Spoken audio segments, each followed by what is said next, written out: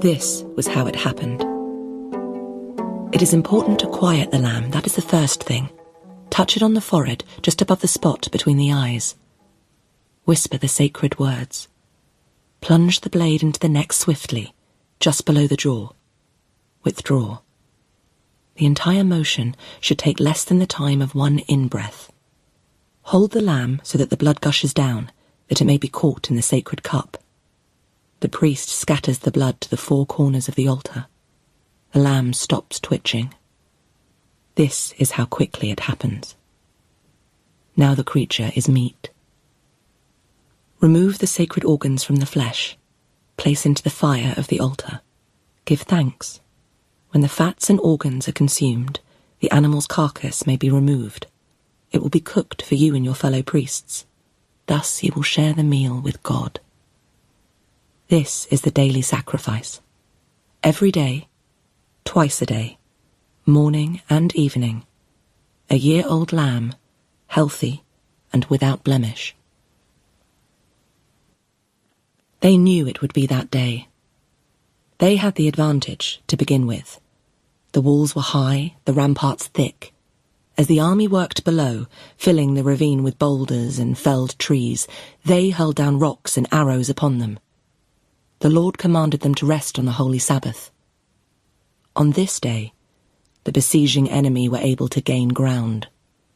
Week by week, Sabbath by Sabbath, the ravine was filled in. On the day that the platforms went down across the ravine, they knew the end was coming. It was just before dawn when the first stone fell. For a moment, inside the city, there was only an astonished horror. Then there were cries. "Bring men! Bring fire! Bring swords! Keep the invaders back!" Inside the temple, the young priests ran towards their master. The high priest watched them run, their robes flapping, their feet slipping on the blood-slick floor. One pleaded with him to leave the temple. Another demanded that all the able-bodied young priests should take arms. The high priest said to them, 2 lambs, without blemish, one in the morning, one at dusk. As the sun rose above the horizon, they slew the lamb. They scattered its blood. Some of the priests were silently weeping. They heard the footbeat of the army, that terrible consolidated crunch of 100 right feet going down in unison. They began to prepare the wheat meal offering, singing the psalm of the day. The Romans swept through the sanctuary so quickly that they themselves seemed surprised at how easily the thing had been done. A centurion addressed the high priest, the only man left alive. "Pompey, consul of Rome, first man of the Roman Empire, bids you—" The high priest looked at the meal cake in his hand. He crumbled it and placed it in the fire, as was his duty. The flames flickered green and blue. Pompey uttered a word. The centurion drew his sword, grabbed the priest's chin, pulling it up and back, and slit the man's throat. This was how it happened. And everything that came afterwards followed from this. Miriam. There is a dead boy on the hillside, they say, or maybe just almost dead. They bring him to Nazareth, thrown over the back of a mule. This is where Miriam first sees him. He is breathing, and they have wrapped him in furs. As they bring him in, a crowd comes to see. Is he someone's cousin? Someone's nephew? They push Miriam to the front in any case, to take a good look. A mother would know her own son, however changed he might be. The half-dead man is not her son. How could he be? She notices that 2 fingers on his right hand are black. They place him in Amala, the widow's house, and put him to bed with the dogs for warmth. The pain from his blackened fingers keeps him moaning constantly, like an abandoned newborn. They call for the blacksmith, who performs the necessary deed with kindness, that is to say, swiftly. He screams, of course, a strangled, terrified howl, but he still has not spoken. It is 4 more days until he speaks. He is perhaps 15 or 16. And where are his people? There is one obvious answer. Every year some village rebels against the Romans, refuses to pay the tax. Every year some village is burnt, its men put to the sword, its women and children to flight. When Miriam comes to the house, the boy stands, a little shakily, to greet her. Miriam says, "Who are you?" "I am Gidon, from Yaffo." "And why have you come here, Gidon of Yaffo?" "I have come to seek the village of Yehoshua, the teacher, to find his friends and family." She breathes in and breathes out. He was a traitor, a rebel, a liar, and a pretender to the throne. We have tried to forget him here. "Did you know him?" Gidon says. "I was his mother." He's shaking. "Oh, blessings are on you," he says, "because of the son you have given the world. 1,000,000 blessings from he who is in all places, for your son Yehoshua." Her heart is a stone. Her mouth is a closed door. "Go home." And she leaves the room before he can say any more to her. She remembers the screaming trees that night, and of what happens to those who challenge and fight and argue. She thinks, if I can bear not to speak to him, it will be better for him. But she knows she does not have that strength. The boy will not leave, of course. He will work, he says. He will repay the kindness they have shown him. He will sleep in the stone shelter made for the goats. Miriam is unsurprised when one morning she awakes to find him sitting patiently on a rock by her door. He watches her stumble, morning stiffened to the well. "Let me do it." And she is old and tired. If he wants to, why not let him? He carries the bucket into the room where Eov and Michal are sleeping. "If you pour it into the pot," she says, "we can make hyssop tea." She pokes at the logs with a stick of wood. "You do not want to talk to me?" "No," she says. "But you let me help you. If you are willing to work, then you are from the Lord. If you work, then I will feed you until the spring, when you should go back to your people." There is such happiness in him when she says this, that she knows what she has done. There is a thing she often remembers, when her first son was only a baby. Yosef, her husband, made the baby a cradle of woven branches. The baby was sleeping. She looked away. And then there was a small yellow scorpion in his cradle, poised over his heart. When she was a child, a man in the village was stung by a yellow scorpion like that. He died of it, shaking and sweating. She looked at the scorpion sitting on the chest of her sleeping child, and there was not a thought in her head. Every mother knows how it is. There is no thinking or weighing one thing against another. She reached her hand into the cradle, plucked out the scorpion, threw it to the ground and crushed it beneath her shoe to oozing yellow muck. She had been fast, but it had grazed the skin of her hand with its sting, leaving a faint red score on her flesh. As the day passed, her hand grew hot and heavy. Her limbs ached. She thought, "I shall die, like that man in the village. But it is better that I should die than my baby." When Yosef came home from the fields in the evening, he found her lying on the straw-filled mattress with hot, dry skin and glassy eyes, and the baby crying in her arms. At the end of 3 days, the fever broke. She recovered slowly. Her right hand never regained all its cunning, and she never regretted her action, not as she saw him grow tall and wise and strong. When he was a grown man of 20, she would thank her own hand sometimes for his life, her hand and the guidance of God. But this past year, she thinks, what was it for? What was the point of all the 1,000 acts of work and love that go to raise a child? What was the point of any of it, seeing what has happened, and that he has not left even a grandchild from his body to comfort her? The boy Gidon works hard, there is that at least, As she tends the fire, Gidon whittles a wooden stick to a sharp point with his knife. She says, "Who are your people?"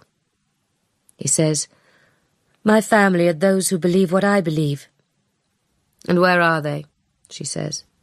"We are scattered. Now we who followed your son Yehoshua are wandering, teaching. We are spreading his words." He is leaning forward on his haunches now, observing her. "Become one of us, Mother Miriam. Listen to the teachings of your blessed son and tell us what you know of him." His voice is low, so as not to wake the children, but he is speaking with a dreadful urgency. "You must know the holy stories of his birth, his childhood. I had a dream. The clouds parted and a voice spoke from heaven, telling me to find you, to learn the stories you could teach me." She sighs. "Gidon, you are a good boy. If I were your mother, I would tell you this. Take a wife. Fill her belly with sons and with daughters, and forget that you came here for any other reason. That is a good life." But she sees from his face that this business is not over. He had been a distant child.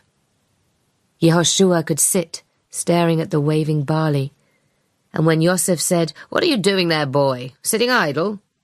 he would reply strangely with an odd question. "Why did God make the locusts?" He returned to this thought again and again. What did it mean that rain fell? What did it mean that the dog died? As if the world were a book and meanings could be understood if one only read aright. She and Yosef argued about him. "He's always hanging round your skirts," said Yosef. "He's 9. He's old enough to work."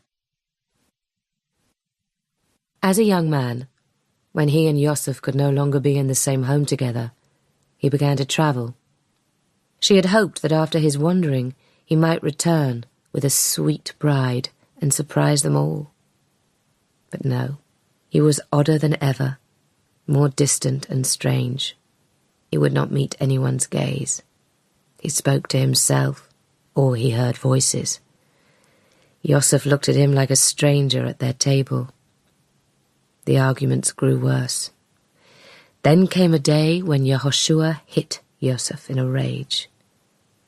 After that, Yehoshua wandered further from their village, into the desert, for days sometimes. When he returned from the wilderness, he would not say who he had seen there or what he had done. And she remembered the charming child he had been, who would reach his little hand out for hers and show her a lizard or a new fern. And she wondered when she had lost him. Then one day, a week had passed, then 2, and he did not return. And then she heard a tale from a merchant that he was preaching and working wonders like a holy man. And they said another thing. They said he was out of his mind.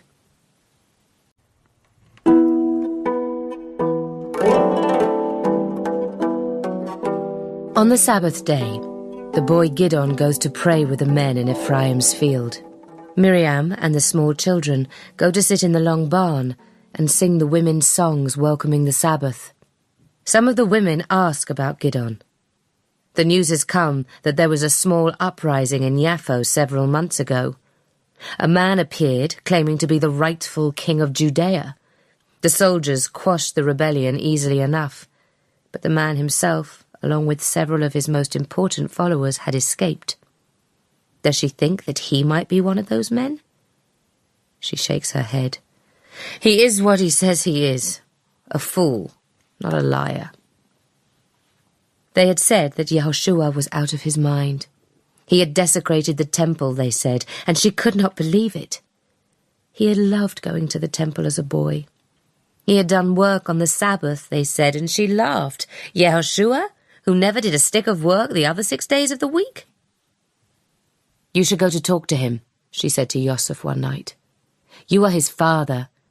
Bring him home. Please. He stared at her levelly. His beard was all grey now, and where now was the young, strong husband who had lifted her up with one hand. No, he said. He will have no more from me. Then I will go myself. I forbid it. Do you understand? You are not to bring disgrace upon us. I forbid it. She looked at him. Whatever he had been, he was not it any more. I understand, she said. It was around 2 weeks after that, when Yosef went north to trade, she called her grown sons to tell them what she intended, and they agreed to journey to see Yehoshua speak. As they approached Emek, a great swarm of people became obvious. Perhaps 300 or 400 were here. Were all these come to see her son? The synagogue was full. The people had spilled out onto the street. Miriam did not see him at first through the crowd, but Eov wormed his way forward, tugging on her hand, and two heads parted suddenly, and there he was, speaking. Her body turned cold, and then very warm, as if she were in love. Ridiculous. For her own son?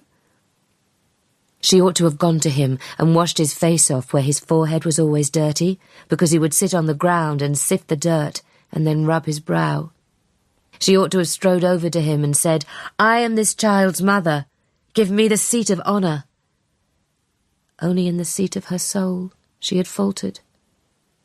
Yehoshua looked so comfortable there. He was debating with an older, wiser man, Ezra the teacher. Ezra dipped a cup in a jar of wine and placed it with a sharp slam in front of Yehoshua. The crowd became silent. Ezra said, I've heard it said that you work wonders and make cures in the name of God. Yehoshua nodded. Ezra smiled. Now tell me, is it true that you make your cures on the holy Sabbath day? Yehoshua said, It is true.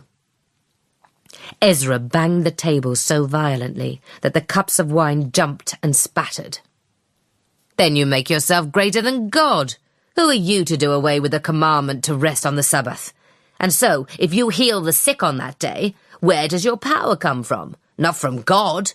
And the crowd erupted into foot-stamping and shouts of agreement. And then Miriam's son rose to speak. He spoke softly, looking not at the crowd, as Ezra had done, but above their heads, as though reading from letters written in the air like a prophet. He said, Tell me, is it permitted to save a life on the Sabbath day? And one of his followers shouted out, It is permitted. Well then, he turned his whole body round to Ezra. Who are you to say I should not perform a cure? For if I left them one more day, perhaps there would be no cure at all. The arguments continued. There was a raving quality to Yehoshua. As he spoke, spittle flew from his mouth. His face became red. His eyes looked wildly, angrily round the room, and she thought, Is this my son? How did this man come from me? At last, when it was evening, Ezra called a halt, and they embraced as friends, as was right. Miriam could have rushed through while the crowd was dispersing and touched Yehoshua's arm, and perhaps he would have turned around and smiled and said, Mother. She sometimes occupies herself for hours, imagining that that is what happened. But by the time she had gathered the family and straightened her robes, the men were already in the back room of the synagogue, eating. She walked around to the back of the building, holding Eov and Michal by the hand, the older brothers walking behind her. She wormed her hand out of Eov's sticky grip and knocked. A man opened the door a crack. She had heard someone in the crowd point him out, Yehuda from Keriot, a man with a curling beard and an anxious look. We are the family of Yehoshua, your teacher, she said. We are here to see him. His frown deepened. I'll ask if he wants to see you. Her older sons met her glance. The anger rose from their shoulders like the steam-wreathed breath of cattle in the early mornings. He came back. He doesn't want to see you, said Yehuda from Keriot. We are family now. We who follow his teachings. When she came back to the village, the people asked where they'd gone and she said, "We went to see my son, Yehoshua, preaching. We ate meat and drank wine with him." She knew this would find its way to her husband. She did not care any longer. The day before Passover is time to bake the matzah, the flat, unrisen bread that they will eat for the next week. She begins to mix the water into the flour, and when she looks up, she sees that Gidon is watching her. "We ate them, the last meal with Yehoshua," he says at last. Her blood is chilled, and her bones are old ash. She does not want to know what they did. She wants to know everything. The desire, always coiled in her, springs now. The desire to wail and say, "Why was I not there at his last meal? Why did I not force him to come home?" It is the first day of Passover. This is the day, of course. She has wondered how she would feel, but like the impact of an anticipated blow, contemplating it in advance cannot reduce the pain. Through the family feast, Gidon watches and is mindful and says nothing. Some of them remind Miriam of what happened this time last year, and some say nothing. At least they do not ask about her husband. When she wakes the next morning, Gidon has a soup bubbling on the fire. He smiles. One who helps a widow, isn't his portion doubled or tripled under heaven? "I am not a widow," she says. Gidon's hands stop working. "He was angry with me. I disobeyed him too often.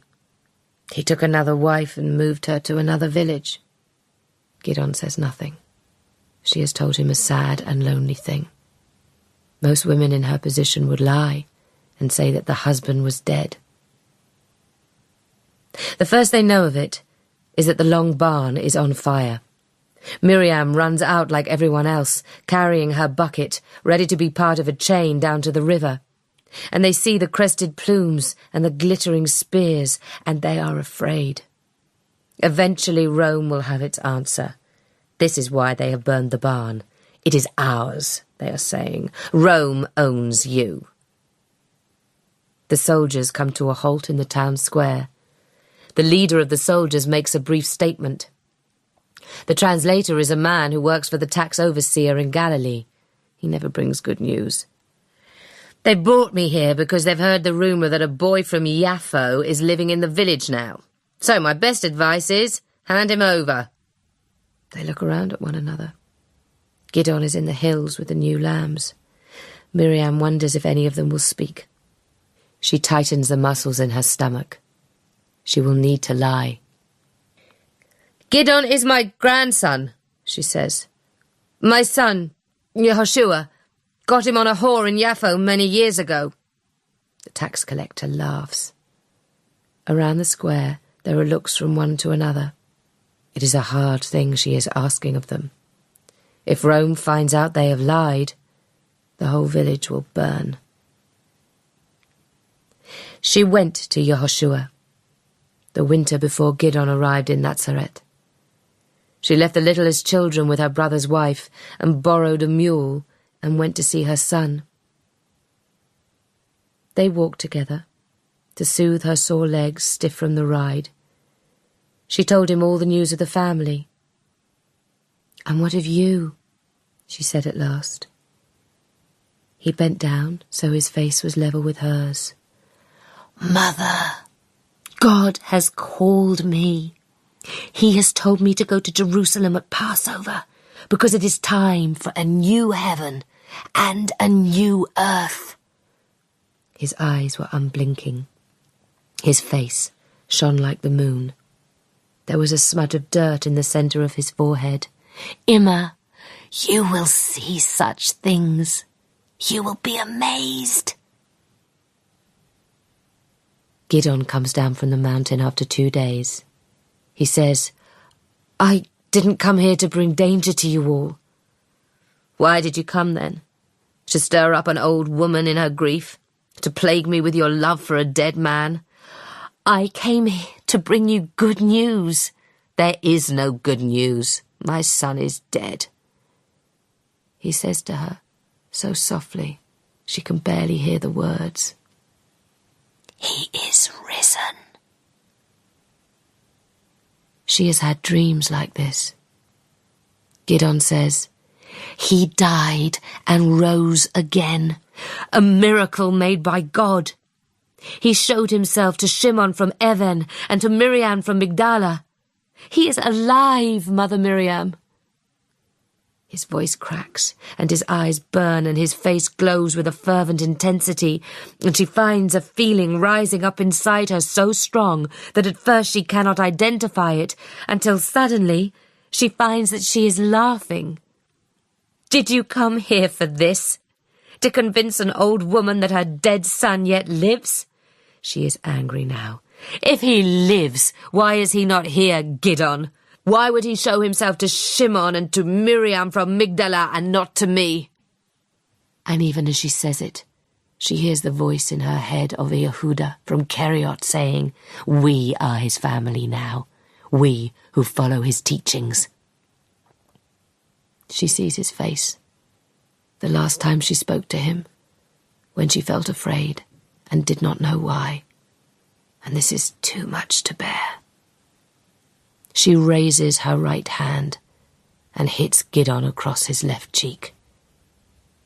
He turns his face so that the opposite side is towards her. It is a kind of invitation. Her hand falls to her side. "I would have known from across the world if he was still in it."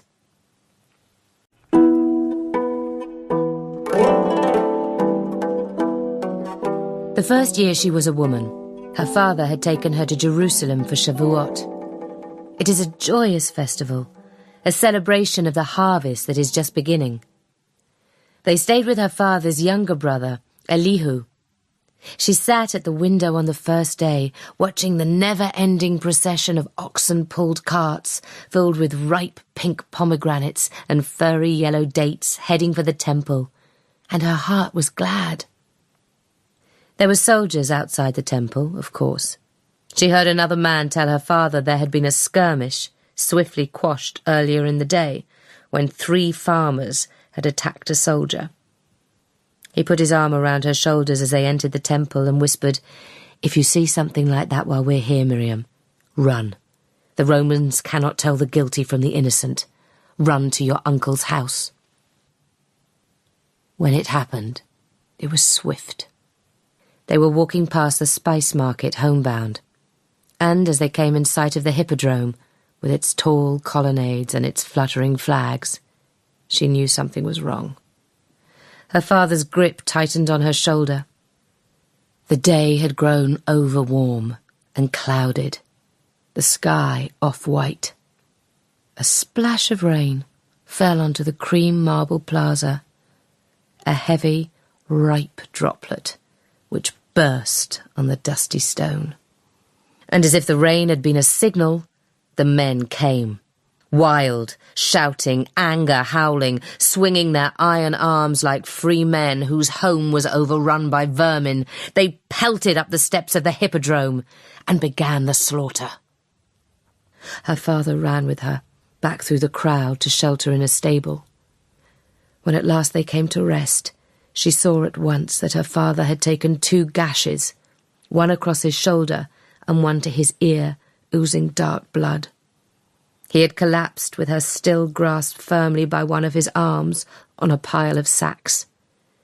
They were just beneath the window, which was shuttered, but she pressed her eye up against a chink in the wood. The soldiers at the hippodrome had lowered the metal gate to keep the attackers out. They had the upper ground now, looking down the steps on the mass of Jews running up towards them. They fired arrows through the grille, and she saw 20 men brought down, pierced through the stomach, the chest, the groin. The square in front of the hippodrome was dark with bodies.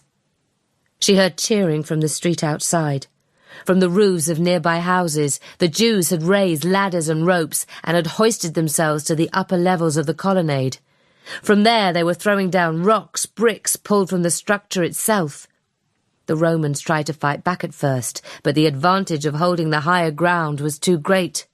There was a great cheering from the Jews on top of the hippodrome, a victory cry. Then there was a great cracking sound. She put her eye to the shutter again. The Romans had set the hippodrome on fire. The bottom part of the structure was stone, but the upper floors and galleries where the Jews had climbed were wood, and the wood was crackling flame. Some jumped to escape a death by flames. She saw some draw their swords and fall on them, and some waited or tried to climb down through the flames, and their cries were the loudest and most anguished of all. Before dawn, Miriam shook her father until he woke, and stumbling, dizzy, he came with her to the house of his brother Elihu. They stayed in her uncle's house 17 days. When at last her father was well enough to attempt the long journey, they left in the early morning. It was only then that she saw what was to be seen. Along the roads to Jerusalem, the Romans had erected wooden frames, 2 planks crossed, a long upright, and a short crosspiece, making a shape like a letter Zion. There were thousands. They lined the road on either side as far as she could see, down the hill and curving around, and to each frame they had nailed a man. There was the smell of blood, and the buzzing sound of flies, and there was the stench of rotting flesh like a taste in her mouth, and there was the sound. They cried for their mothers, she remembers. This was where she learned that all dying men call out for a mother, no matter what they said or thought before. "Do not look up," her father whispered to her. "Look down, walk on." So she walked through the valley, beshaded by the screaming trees. There are things which are too painful to think of, but she knows what a man calls out when he is nailed to a crossbeam. She should have forced him to come home. Gidon sits on a rock a little way from her house. She watches this boy who is so very alive. "Were you there?" she says. "In the uprising in Yaffo. They killed my family. For a long time I followed anyone who promised to destroy them." She nods. "I am different now," he says. "I did not lie that God told me to seek you out." She says quietly, "You believe what you told me? You hold it in your heart?" He says, "I do." "Then my son Yehoshua lives in your heart," he says, "and in the heart of all who believe it." He looks at her, those eyes so full of longing. She knows what he wants from her. "Shall I tell you a story? It is a story from long ago, when I first became pregnant with my child, Yehoshua." A chaffinch begins to sing in the thorn tree. "There were birds," she says, "singing to the child in my womb. And once there was a stranger." She pauses. Anyone who has read the Torah knows that a stranger could be the Lord walking among you. She continues to tell this story. She thinks of how all the stories she has ever heard must have come to be. There are only 3 ways. Either they were true, or someone was mistaken, or someone lied. She knows that the story she is telling is a lie, but she says it anyway. Not in fear, and not in anger, but because it brings her son back here for a moment. and she knows it is a sin. But she cannot imagine worse than she has already seen. Gidon leaves as they had planned, when it is coming close to the Feast of 7 Weeks, and the farmers are making their way to Jerusalem. He'll be invisible among so many travellers. She embraces him like a son and watches him until he is out of sight. If the soldiers come back, she will say, "Ugh, he deceived me." It is like the scorpion, she thinks, rubbing her right hand with her left. Once a child is born, all that matters is how the mother protects the child, even that tiny part which is left when they are gone. She turns. The children will be waking soon. Little Eov, demanding his breakfast. She goes to begin her work.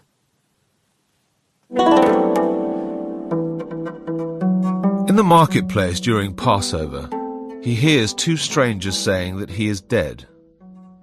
He is examining some clay oil lamps. At a stall nearby selling ripe melons, 2 women are discussing the rising in Jerusalem last Passover. "It is sad," one woman is saying. "There are still so many mothers who do not know what became of their sons. And Yehuda of Keriot died, of course. He threw himself from a rocky cliff onto a field of stones."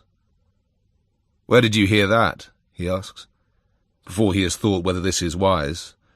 The women look at him curiously. He is dressed in a fine toga, his face is beardless. He is not a man who should pay them attention. The woman opens and closes her mouth, but no sound emerges. At last she says, "Just rumours, sir. We have no common cause with traitors against Caesar." Her tone is pleading. He nods and smiles, allows his gaze to drift from them. He has no interest in scaring them. If this is the tale being told among those who knew his friends, perhaps he should find them, tell them he is still alive, try to explain what he did. He walks home slowly, taking the long route around west towards the harbour. Even on the Sabbath, there are baskets of fresh fish, oil and perfume from across the ocean, bolts of expensively dyed cloth. Caesarea is rich. He smells the banquet before he sees it, the sweet, sticky smell of spilled wine. It is the smell of money, copiously spent. He is late for the party. In the dining room, 6 men are reclining on upholstered couches arranged around a low table. There are dates, olives, bread, white cheese with herbs, and in the centre a huge ocean fish. The men are drunk already, and the meal is not even halfway over. "Ah, Judas." Calidorus pronounces his name in the Greek fashion. "We were beginning to think you had forgotten about us entirely." There is acid in his tone. "Never," says Yehuda. "I was detained by some business in the market. My apologies, gentlemen." It is time for him to perform. He is not exactly a guest at the banquet, just as he has not exactly been a guest in Calidorus's house these past months. Calidorus introduces him with the usual flourish. "Behold the man before you, once a follower and close confidant of a man some called the King of the Jews, but now a guest in my house. Since the subject of debate tonight is the gods, whether they are wise or foolish, to be loved or to be feared, his assistance will be invaluable." He beckons a slave to fill his wineglass again. "Come, tell us, Judas of Keriot. Tell us about the God of the Jews, and how your master was very nearly mistaken for him." So he tells them the story they want to hear. In the version he tells, he is the impudent Puck, the fool who dares to challenge the king.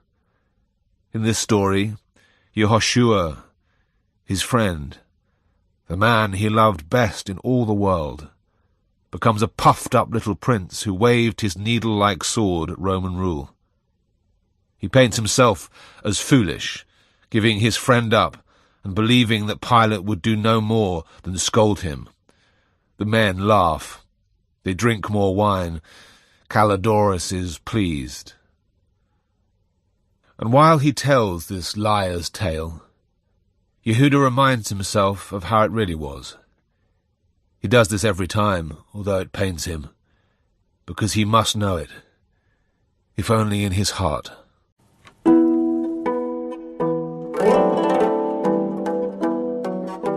He had been so holy and abstemious that no Roman would believe it. His father had died when he was a boy. He had worked the farm and cared for his mother and his 2 younger sisters, and only when they were fed and wed did he think of himself. And when he married, yes, at 28, and yes, a virgin, when he lay with his wife that first time, he thought of the deed as much as a joining with God, as with the lusty woman Elkanah who had consented to marry him. He felt lucky past imagining. But when he was 29, a hard fever passed through the village of Keriot. It had been a long, hot spring, and the water was short in the mountain streams. Only the well gave a good supply. On the 3rd day, he managed to leave his bed to walk to the well, but when he brought back the water, Elkanah was dead. And then something else was gone. Suddenly, and without his consent, he missed the God who he had always felt watching over him. And then the man came to the village, telling tales to illustrate his messages, talking about God's love. At a certain point, he fell silent, sifted the earth with his hand, rubbed his forehead, looked up as if searching through the crowd, and with his eyes found Yehuda. "You are looking for God," said the preacher. "He has not forgotten you, although you have turned your face away from him. Tell me whom you have lost." This was no secret. Any child in the street could have told him that Keriot had been struck by the sickness. Yehuda said, "My wife, and your father." It was a lucky guess. How many men of 30 have not lost their fathers? But still he said, "Yes." And the man, whose name was Yehoshua, unfolded his long limbs and walked over to Yehuda and gave him a hand to lift him up. "You think that your Father in heaven has forgotten you, but your Father in heaven is here, guiding me to you today." It was as though Yehuda had been struck by lightning through the top of his head and into the ground, because he wanted it so much to be true. That night, the man made camp with a small fire and 3 of his friends. Yehuda, with 8 or 9 others from the village, sat with them and listened to them talk. There was a beggar among the group who had no food to eat. They each gave him a little of their own, and he ate ravenously, gratefully. Yehoshua sifted the dirt under his hands and said, "Why do we give charity?" Yehuda replied, "It's written in the Torah, when your brother becomes poor, extend your hand to him." Yehoshua nodded slowly. "Now answer me this. Why is it written in the Torah? Why did God command it?" There was silence around the fire. Yehuda, suddenly tired of the game, replied, "It is not given to us to know why God does anything. Our job is to listen to his commands and obey them."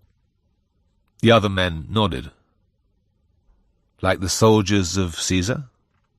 said Yehoshua, a smile on his lips. "Our God is not a tyrant." Think. Why did God tell us to give charity? Yehuda felt his mind stretch after the question. Perhaps God has commanded us to help the poor because he loves them.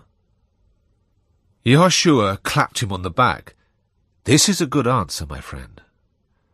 How if I say this? The Torah says, love your neighbour. But since everyone is someone's neighbour, I say, love your enemy. Imagine it. The Romans and the Greeks and the Syrians. Imagine if we all learned together to love one another. Yehuda allowed his mind to follow across the empires and kingdoms that fought and tried to rule and subdue each other.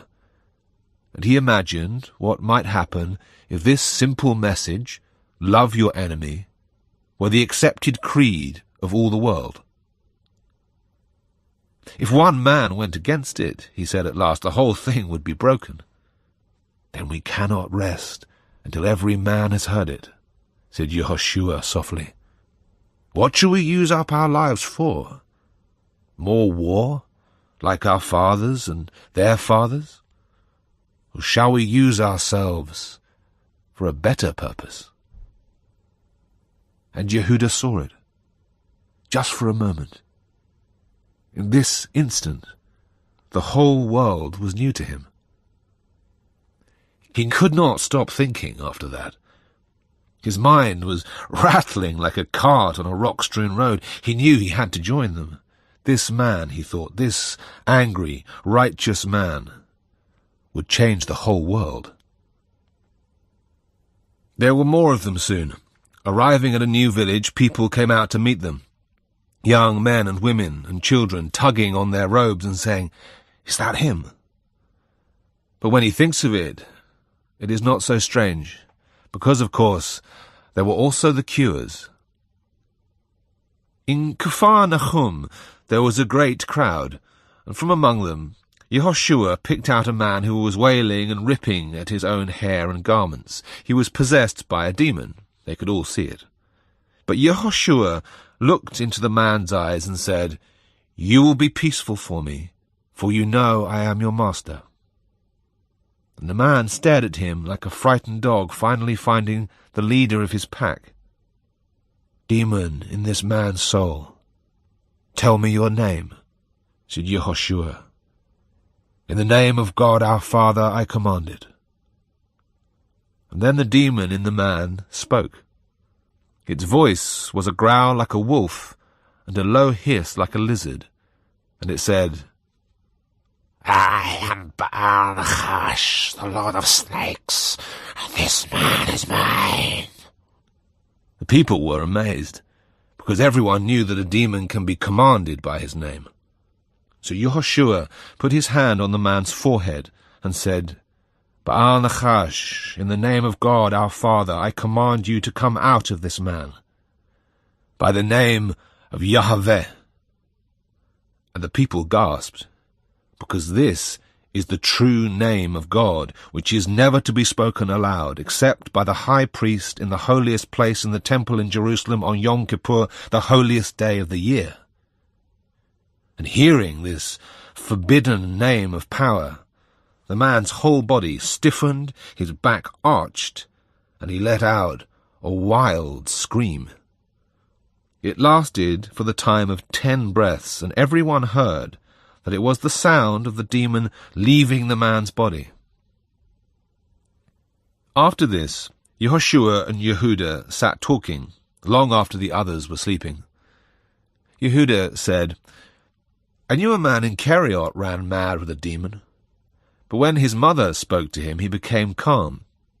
If a demon listens to a man's mother, Yehuda said, it is not because the mother has power over the demon. The mother has power over the man.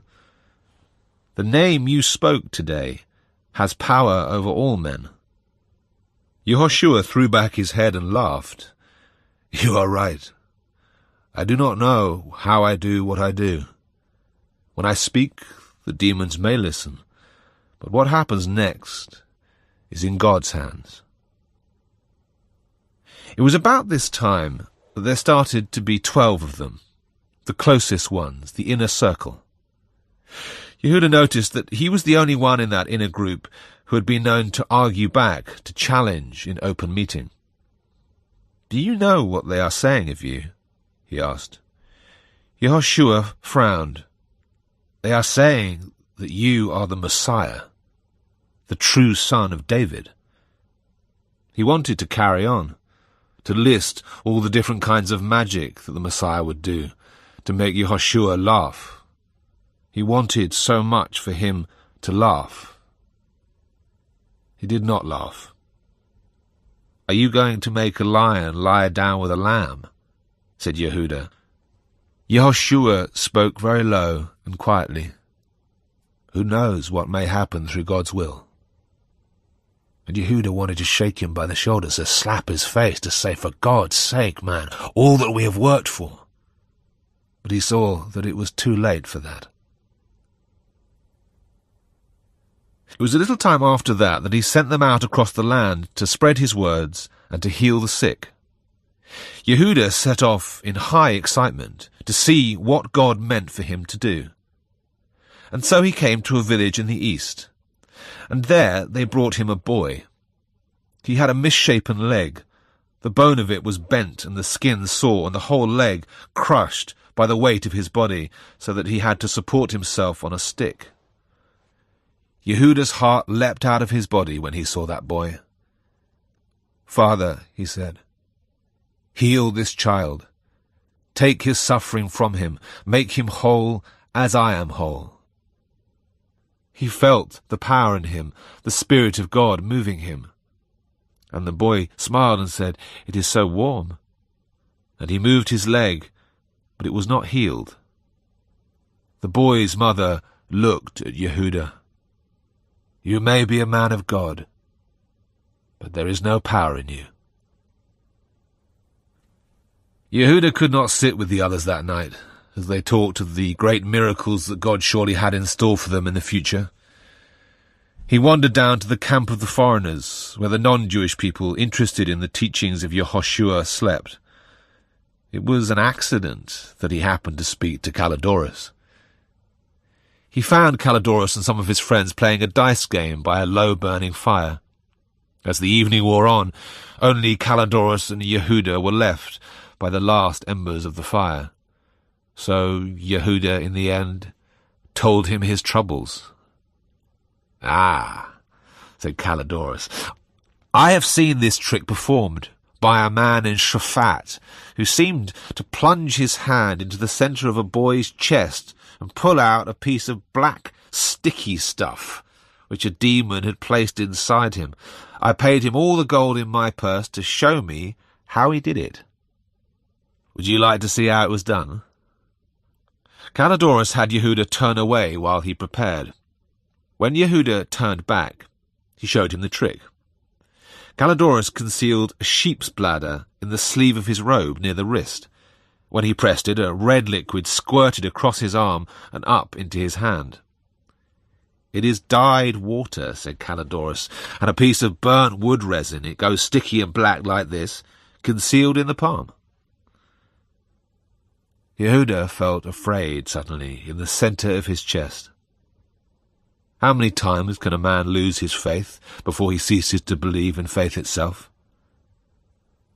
Calidorus looked at Yehuda's face and made a wry half-smile. "Come and stay with me when you grow tired of following your prophet through this wilderness. When all this is done, come to me."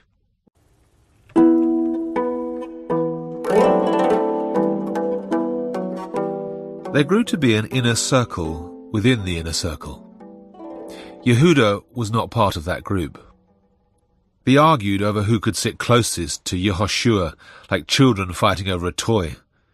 Yehuda had always felt it, the desire to be close to the man, but those weeks the thing began to tip over into madness. There were more of them every day, and Yehoshua did not tell them to disperse. It was unwise. They looked now like the kind of rebellious multitude that the Romans dealt with so swiftly. They looked like bodies waiting to be nailed up along the road to Jerusalem. It was coming towards a hot, late Passover. The air was ripe with the green scent of acacia trees and with the hum of hovering insects. They came to the house of a friend, a merchant by the name of Shimon. Shimon had given much of his wealth to the poor. The house was heavy with the smell of a great crowd of the sick and the dirty. Towards the end of the afternoon, a wealthy woman wound her way through the crowd. She was dressed in a fine silk robe, her hair elaborately turned in several plaits around her head, and she was mad, either mad or drunk. She was carrying a small alabaster jar of perfumed oil. She stopped in front of Yehoshua's chair of honour, bowed low, ceremoniously but with a curious, simpering smile on her face. She cracked the stem of the jar so that they could smell what she had brought. It was spikenard, a dense scent of mint and spices and a meaty richness, one of the rarest components of temple incense. She spoke in a slow, slurred voice. "May I anoint you?" Yehuda waited for Yehoshua's easy smile. He would say no, but he would show her by his kindness that her offer had been accepted in the spirit, if not on earth. This is not what happened. Yehoshua's glance met the woman's eerie, glazed eyes. He bowed his head before her for the anointing. She tipped the vial. The oil began to flow out over Yehoshua's hair. Someone rushed to stop her. Every drop that fell was a meal for 20 people. Every thick glug a field golden with high, waving wheat. The whole fortune of it poured out upon Yehoshua, coating his head, his shoulders, filling the room with the thick, nauseating, choking scent. The house emptied quickly. No one could bear to be near the smell of too much goodness gone to waste. Something was building in Yehuda now. Why did you let her do it? We could have sold that perfume and given the money to the poor people all around us. It's worth a year's wages to any of these men. Yehoshua looked at him, that bright, burning look. Do you think I will be with you for much longer? When God himself lays waste to the whole world, do you think anyone will care that some oil was poured on the earth here? Yehuda trailed behind the group as they walked on from Bethany. He said out loud to the broken yellow hillside and the scrubby bushes, "Everything can be justified this way. If the world is to come to an end, how can we know that one thing is right, another wrong?" In those days, he saw Calidorus again. "Well," said Calidorus, "how goes the quest to overturn heaven and earth?" Yehuda said, "There are men casting bones by the side of the road who say Yehoshua will be king before New Year." Calidorus half smiled. "Would he make a good king, do you think?" Yehuda shook his head. "The man I first followed would never have wanted to be king." "You know, I believe that is what Caesar said when he first took power. It is quite surprising how seductive a crown can be." Yehuda looked at him, frowning. Calidorus was a wealthy Roman citizen. "Why are you here, Calidorus?" "Here in Judea, I mean." Calidorus shrugged. "I like to be able to speak my mind, Yehuda. That used to be the foundation stone of Rome, but now anyone who opposes Caesar is swiftly found to have been plotting treason."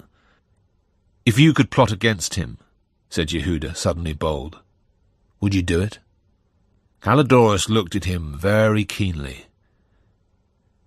"No man should be told he's a god while he still lives. It doesn't promote good thinking. Losing one's faith is so very like gaining it. There is the same fear that it will not hold, the same wild hope that this time it will. One has to lose one's faith many times before one begins to lose faith in faith itself." Yehuda left the camp before dawn. He felt elated. The sky expanded overhead. It was a blessed night. God, he knew, was watching and smiling upon him. He arrived at the temple when the faintest hint of dawn was beginning to touch the sky. The priests were already about their business. Yehuda spoke softly to one of them. "I have come because I know you are looking for Yehoshua of Nazareth. I can take you to him." The priest nodded and said, "Come with me." Caiaphas, the high priest, was unexpectedly cheerful. He said, "I think we have enough influence with the prefect that if your friend admits his crimes and declares that he has no claims to the throne, no more harm will come to him than a few lashes. You've all inconvenienced us a little, you know." And Yehuda thought, is that what we were? When he returned to the camp, Tadai greeted him with a kiss on both cheeks and a punch to the shoulder. "Mattisyahu said you'd gone whoring," and some of the others round about laughed because they could not believe it of Yehuda. They ate together that night, as they often did. This was the first night of Passover. It felt significant. They were excited like children. They walked in the fields after the meal. They talked of the great miracles God would surely make, and of how many in Jerusalem already longed to follow them. And in the corner of his eye, Yehuda saw a few men melting into the shadows. At some point between dusk and dawn, he dreamed. And in his dream, he said to Yehoshua, "Why me? Why did God send you to me, knowing that I could not accept you?" And Yehoshua kissed him on his forehead and said, "God knew his business. Now we will see what that business was." And in the dream, Yehuda knew that Yehoshua had forgiven him. But when he woke, with the dew settling on him in a quiet orchard with his friends, he knew that the matter had not concluded yet, and the serpent in him was a great sickness, and he wished he could vomit it out. They had not sent enough soldiers for a quiet surrender. There were 30 or 40 of them, no more. Yehoshua's camp was 500 men. "You shall not take him," shouted out Shimon, and stood between Yehoshua and the guards. "Give him to us," said the leading soldier. "He is accused of treason. He must be taken for trial." He nodded to 2 of his deputies. One of them took Yehoshua by the arm, and then it began. They were outmatched, Yehoshua's men. They were dealing the odd blow to the soldiers, but more of them, 5, 6, had been felled already, and more men would have been cut down if Yehuda had not raised his voice above the din and shouted, "No! More soldiers will come. All of us will die if we do not give Yehoshua to them." It was then that they realized. "You," said Mattisyahu. "It was you who brought the soldiers." The shock of it made them stare. "Ah," thought Yehuda, "so there is no going back for me now." He had to walk with the soldiers as they took Yehoshua away. What else was he going to do? Yehoshua was quiet as they walked. At the gate of the temple, he clasped Yehuda's shoulder and said very softly, "Now we will see." As much as Yehuda has thought of that since, as much as he understands the world of dreams that spoke in those words, he cannot experience it as anything but courage. In the marketplace he bought a sharp blade of the kind the Romans used to shave themselves, a jar of good sheep's fat, and a pail. And when he was done, he stared at himself in the still water in the pail and saw a different man. It was a Roman man. The man he had been was as dead as if he had cut his own throat with that razor. Good. This new face did the work for him when he returned to the market. The Jewish men scurried away from his gaze. The Romans met his eye approvingly. He waited by the gates for news of Yehoshua, and when he heard what had happened, he went to the crosses. Few of Yehoshua's friends were there, and those who were could not see him. Even Yehoshua gave no sign of knowing him. He was near death. He would not have recognized his own mother if she had come then. Yehuda waited there until he saw the light go out of his eyes. And even till that moment he had thought that perhaps God would make some miracle. But he saw his friend die. And at the moment that the limbs went limp, and the head slumped forward and the chest became still, he thought, well then, now we know. The Messiah becomes king. He does not die as a traitor. So now we know. He stayed in Jerusalem a few days after that. He went to his friend's grave, hoping to take the body and bury it on that ridge where they had talked. But one of the boys playing at the side of the road told him that the body had been stolen. There was a trade in such things to cast spells. He wept a little, thinking of his friend's long bones and brown skin going to such a purpose. With the weeping, he touched the corner of his sadness inside his heart, understanding that it was a sadness deep enough to drown in. He closed the box in his heart on that sorrow. It is the only way to continue. He leaves Caesarea before dawn. He takes food for a long journey. He says to God, "Are you there?" And God says, "Yes, my son, I am with you." The pious would like to believe that God does not speak to the sinners. The pious are wrong. "What shall I do?" Yehuda says to God. "Take passage on a ship and sail away," says the Lord. And he thinks he will. Here, this story is the only story of his life. But there is this to be said for Rome. A man can become something new. And there are great kingdoms yet to be seen. He is ready for them.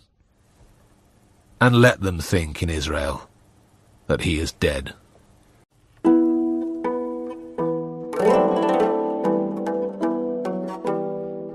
They tie a rope around his ankle so that if he dies, they will be able to haul him out. People say that 1,000 years ago, under the rule of King David or King Solomon, such a precaution was not necessary. The high priest would enter the Holy of Holies alone on Yom Kippur, perform the sacred rituals, and the holy breath would descend and the people would be forgiven. But now they know he may not come out alive. The Holy of Holies, the chamber at the center of the temple, is the holiest place in all the world, and often the high priest does not, these days, survive the experience. It is since the Romans, of course, since Pompey with his iron boots strode about the holy chamber, and yes, it is because of the men themselves. The high priests, who once were chosen by their fellow priests for their wisdom and holiness, are now picked by Pilate, the prefect, for other, more practical qualities. They do not always survive. It is this which Caiaphas carries with him every morning when he rises and kisses the head of his sleeping wife and goes to put on the robes of his office. Today is ordinary, and tomorrow will be ordinary, and the next day, in all likelihood.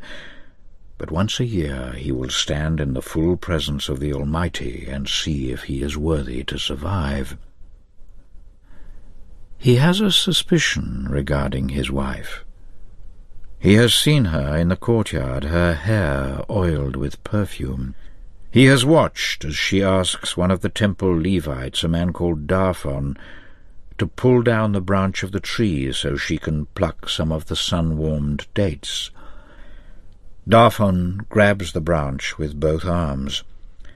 She smiles, and he can see her watching the man's arms and his sturdy legs kicking against the ground. She plucks 2 dates. She presses one to her lips, she gives the other to Darphon. He takes it coyly, biting into it with a small, careful, hungry bite. Caiaphas, watching, finds himself imagining a wolf down out of the mountains, lean and ravenous from the famine in the land, imagines the wolf stalking his wife, growling and leaping to rip out her throat. He is startled by the strength of his feelings. The prefect, Pilate, wears a ring with a wolf's head. When Pilate slams his hand onto the table, the bright summer light glints off the carving, making the teeth sparkle and the eye blink. 3 months, he shouts. Have you not understood what I have asked these 3 months? I want the money. Caiaphas licks his upper lip. What you are asking is impossible. Pilate brings his hand down on the table again. It is not impossible if I command it.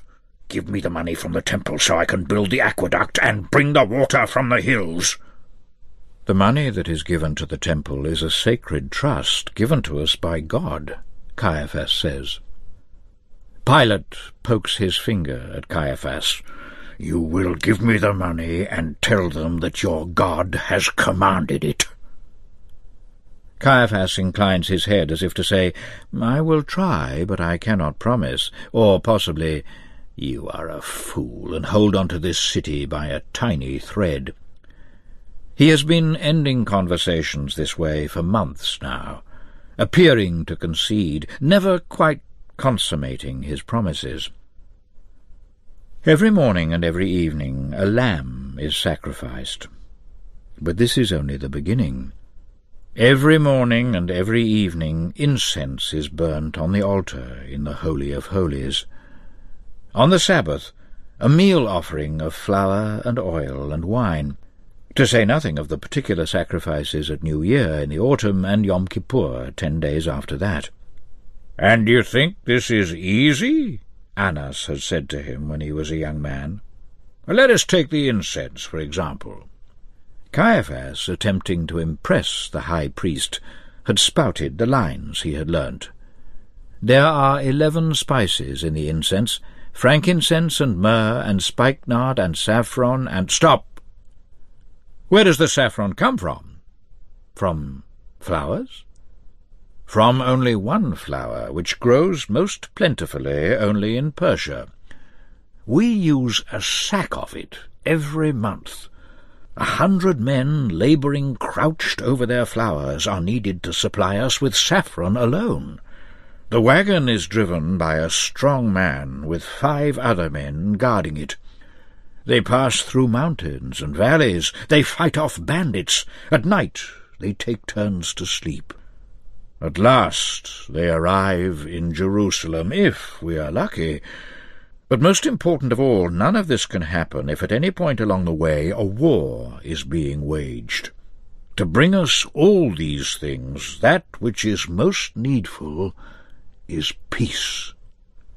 Annas drew himself to his full height. That is the role of the high priest, to maintain the temple services, to maintain the peace. Nothing is more important. Annas comes to see him at the end of the day as he is relaxing in his city home. Annas is a powerful man still, both physically and politically, and Caiaphas embraces him as a welcome guest.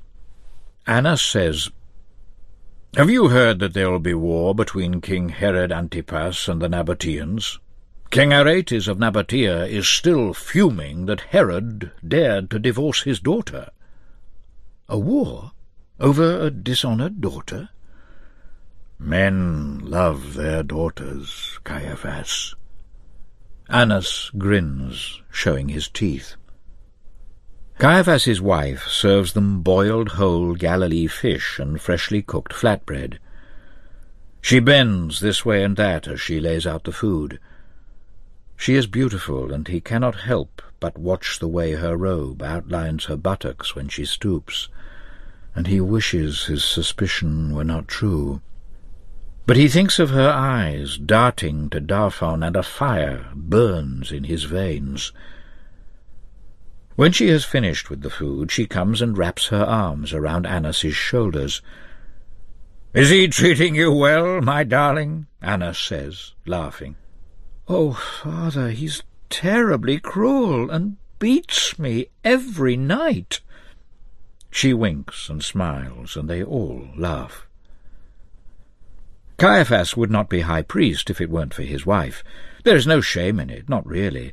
This is how a man becomes powerful, by impressing an older and wiser man and by marrying his daughter. Men love their daughters. The next day, after he has finished with the morning sacrifices, there are various pieces of business to attend to. Natan the Levite arrives carrying a jar of wine from Tyre under his arm. "From that Asher family in the north, the people who had the trouble with bandits. They've offered 15 casks in place of their tribute." They taste together. "And then there is the other matter. Livan's daughter gets married next week." "Ah," says Caiaphas, "do you have a new girl for me to meet?" "I have her waiting in the outer room." "Well, bring the girl in," says Caiaphas. She is round-cheeked, with bright, black, searching eyes. "Sir," she says, a small smile at the corners of her mouth, "is your wife in good health?" He laughs. "I see you've had the thing fully explained to you." "Perfectly." It is not a complex matter. The high priest must be married. He alone goes into the holy sanctuary on Yom Kippur, and to atone for the sins of the whole house of Israel, he must be a whole man. He must not be unmarried. This raises a problem. For what if the wife of the high priest should chance to die on the eve of Yom Kippur? So there must be another girl waiting, just in case. Natan leads her out of the room, waiting for her steps to recede before he says, "Well?" "She'll do very well," Caiaphas says. "And may your wife remain in perfect health until she reaches 120, says Natan, grinning. "Did you ever—" He looks at Natan. "Did you ever know a man who had a suspicion about his wife?" Natan's usual merriness instantly sobers. "What are you talking about? Your wife is the most sensible woman alive." "Tell me about Darphon, son of Joaph," Caiaphas says quickly. "Oh, the man's a flirt, Keph, and you're not the first one to notice. I've been thinking for a long time I should send him north. He will be away from here within 2 weeks. He watches her the next day, privately, quietly, while she dresses and arranges her hair with 2 gold pins. She would not be so foolish. She would not be so cruel. Every part of him will go into the Holy of Holies on the Day of Atonement. No part of him may have touched an impure vessel, so he must know. There is a thing a man can do if he has a suspicion regarding his wife. It is written in the Torah. A man who suspects that his wife has lain with another man must go to the priests and declare that the breath of jealousy has entered him. And then they bring the wife.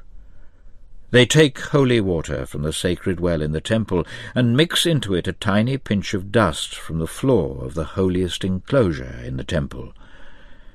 And finally they write the curse against adultery on a piece of paper, and they put the paper in the water until the ink dissolves. And this holiest of holy water, this water which contains the unspeakable name of God, this they make her drink. And then 2 things may happen. If she is guilty, then the waters will be bitter waters, and in the fullness of many days she will die. But if she is innocent, she will conceive a child. Caiaphas could call his wife to be scrutinized by this ceremony. But if she died of it, he would have killed Annas' daughter, and Annas is a powerful man. And if she lived, he would have disgraced Annas' daughter, and Annas is a powerful man, and men love their daughters. There is another interview with Pilate the following day. The wolf's head amber ring glints, and the man makes it very clear that if he does not have his money for the aqueduct, he will have to look for a new high priest. Annas has another son waiting to take the office, and would not that be in some ways easier? Caiaphas would not be able to remain high priest anyway if he allowed Pilate the money. God will see what he has done. Annas does not agree. Give him the money. Have 10 priests take the money to him through the temple at noon. But the people will revile me for a traitor. Not as much, says Annas, as they'll revile Pilate.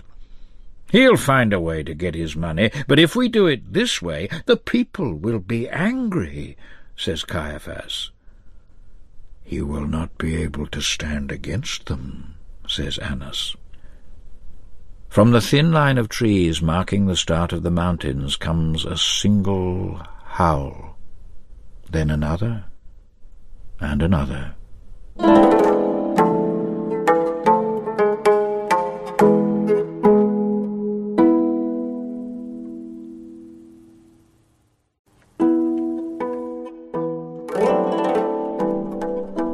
There is a matter of which Caiaphas never thinks. Not that he has decided not to think of it, but it simply does not cross his mind. However, if anyone inquired, he would remember a madman they handed to the prefect for Roman justice. The first time he saw the man, he was a genuine inconvenience.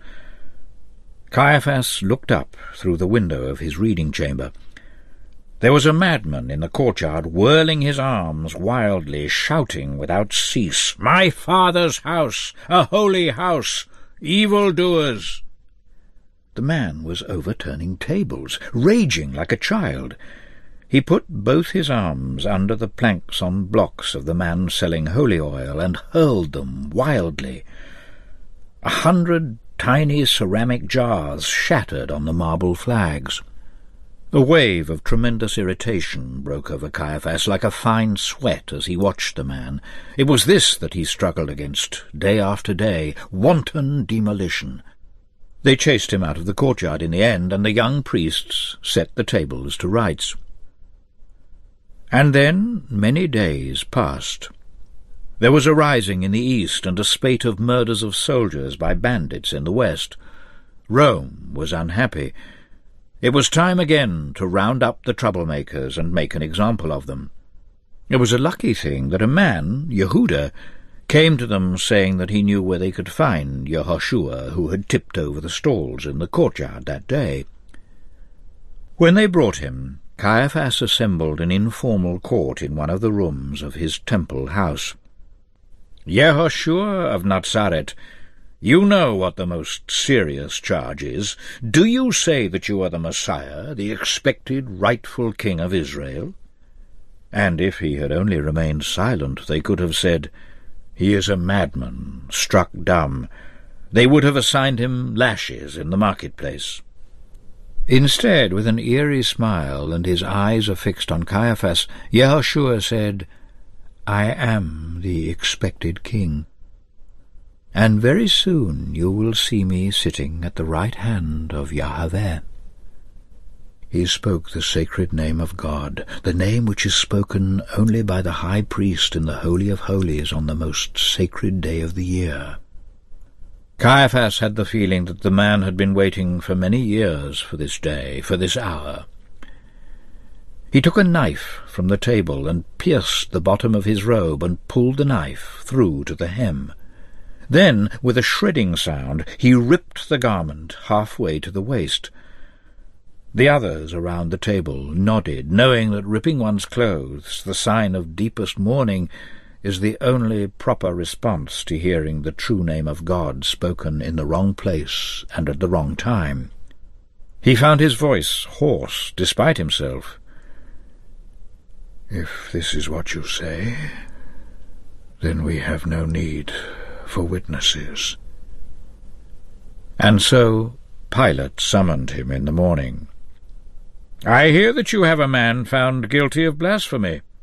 This is a sin against Rome, you know. Give him to me." Annas told him later that they had crucified the man, along with a few others, and in some piece of public theatre had released the rebel Bar-Avo. Caiaphas, thinking guiltily of the man's cracked lips and wild rolling eyes, and fearing that his tomb might become a meeting place for rebels, sent 2 slaves to bury the body honestly in an unmarked Jewish grave. But by the time they arrived, the corpse had already been stolen. A pity. The whole thing had been a foolish waste of life. And if anyone were to suggest to Caiaphas that this little episode were the holy of holies of his life, the tiny chamber at the centre of his heart, which is somehow larger than the whole edifice which surrounds it, he would frown and half smile. If this is a secret chamber, it is entirely empty. It does not come from nowhere. A city does not catch fire in an instant. It has been months and years. It has been the taxes and the tribute. It has been the way the Romans look at the Jews, the little taunts, the shoulder bumps as they pass. And the city bakes in the sun, and the city is as dry as a tinderbox. Pilate sends word again that he will have the temple money. Caiaphas has 10 priests go down into the storerooms to bring up the gold. They walk through the burning hot marble plaza at noon with their boxes of gold, saying, "Make way! These chests are bound for Prefect Pilate." And the curled cedar shavings are smoking in the sun, and the spark flies off.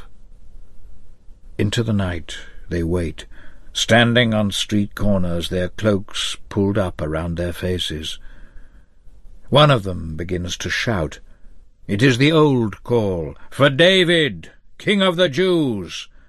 They take it up and throw it between them. "For David! For David!" like a wolf pack taking up a howl. The riot goes on through the night. There is a glory in it for the young men whose blood is up, but in the morning the streets are full of broken pots and the smell of burning in the air, and the people look at each other with downcast eyes, and Caiaphas thinks, this? They begin to gather in the afternoon at the prefect's palace, shouting out that the temple money is holy, that the prefect must not use it for this watercourse. Pilate leaves it until the late afternoon to address the crowd when they are at their most irritable. "People of Jerusalem, I have heard your voices." And this is wrong, because it sounds like a mockery of God's words, telling the children of Israel in Egypt that he has heard their cries. But nothing that Pilate says in this tongue can work. "People of Jerusalem, Rome bears great love for you. Shame, 'cause we hate her." A ripple of laughter. Can any man bear to be laughed at? And Pontius Pilate, who has never suffered, who has never lived under occupation, raises his right arm high and brings it down on the balustrade 3 times. All over the square, quiet men mingling with the crowd throw back the hoods of their simple travelling cloaks and pull out their daggers. The first people die before anyone has even understood what is happening. All around the square, men fall to their knees, gasping, clutching at mortal wounds, or try to cry out and are silenced by a swift swipe to the throat. And when it is done, Pilate stands alone on his balcony and looks at the field of conquest, and perhaps he wonders if this is how great Caesar feels after a battle, and why it does not feel more glorious. In the evening, Annas and Caiaphas sit together in silence, listening to the wailing ululations from every part of the city. Annas has rarely miscalculated. "I thought there would be a riot, but the riot would show that he had not the love of the city, and Rome would take him back." And what now? Will Rome summon him back for this? Annas shakes his head, and his eyes are wide and staring. Caiaphas does not lie with his wife at all for several weeks. One evening, when he visits the sanctuary for solitary prayer, he bends down and picks up a pinch of dust from the floor. He folds it into a scrap of linen. In the private pre-dawn light, when the household is sleeping, Caiaphas takes a horn of ink and a quill and a strip of vellum. He holds the parchment still and begins to write. It is the words of the curse against adultery. There is the name of God. He fills a small, slender-necked jug with water. Without thinking too hard, he plunges the paper into the water. The name of God is now in the water. He takes from his belt the folded-over piece of linen. He retrieves from it the pinch of dust, drops it into the water, shakes the jug to dissolve it. He brings an empty wineskin from the kitchen and pours the holy water into the skin. It is done. The next day he takes his wife on a long walk in the hills. He brings wine with them and a little dry bread and hard cheese, and skins of water, including one which he is very particular to keep separate from the rest. He finds a shady place for them to sit. His wife is smiling now, puzzled as if she did not know him. He passes her some of the bread and the cheese. He says, and he had not known he would begin like this, "I have seen you with Darphon, the Levite." And he shows her the wineskin of bitter waters. She starts to laugh. "At your foresight," she says when he asks, "at the plans you have made when Jerusalem was burning around you and men were slain in the streets." "It is the same thing," he says. She snatches the wineskin from his hands. "I swear I am no adulteress, and may all the curses of heaven fall on me if I am." She meets his gaze as she drinks, gulping it down until the wineskin is empty. She throws the wineskin at his feet. There are only two outcomes to the ritual for a man who has a suspicion about his wife. If she is guilty, the curse will fall upon her and she will die. If she is innocent, she will conceive a child. And if neither of these things happens? The rabbis tell us that if a woman has studied Torah in great detail, her knowledge is a shield. But perhaps there is another reason. Something has gone now. The presence of God that stalked by the side of the children of Israel through the desert, that is gone. We must have done something wrong for that almighty, righteous power to have withdrawn itself, to have become so small that it sits alone in the Holy of Holies inside the temple. Later, in the autumn, it is Yom Kippur again. Caiaphas fasts and prays, and then he wears the pure white linen garments, for it is time for him to go into the Holy of Holies. He enters the room. He kneels. He begs the Lord for his forgiveness for his people.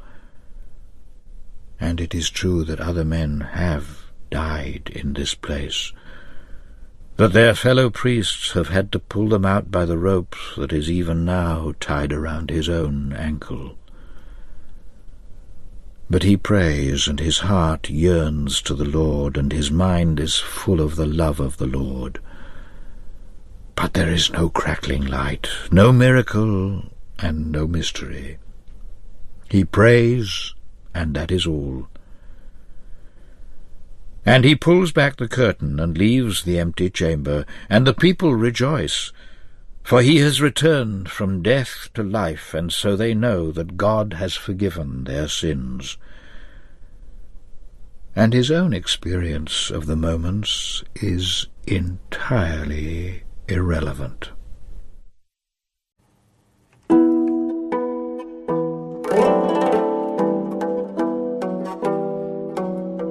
There is a Roman sport. It is called "One of Two Will Die, and the crowd will decide which." They love this sport. They set up two men in a round patch of burnt sand, and they say, "Fight." And when one man is blooded and breathing in ragged gasps on the floor, the first man raises his sword and looks to the governor or the prefect or the emperor, who listens to the shouts of the crowd. In this way, the governor or the prefect or the emperor seems to have the gift of life in his hands. It is a good trick to kill a man while still appearing to be the one who saves a life. When the time comes for Bar-Avo to look into the face of the prefect, he knows that he sees a man who, like him, has killed so many men that he can no longer remember their names. But Bar-Avo rarely looks back. For a man like Bar-Avo, everything is a constant present.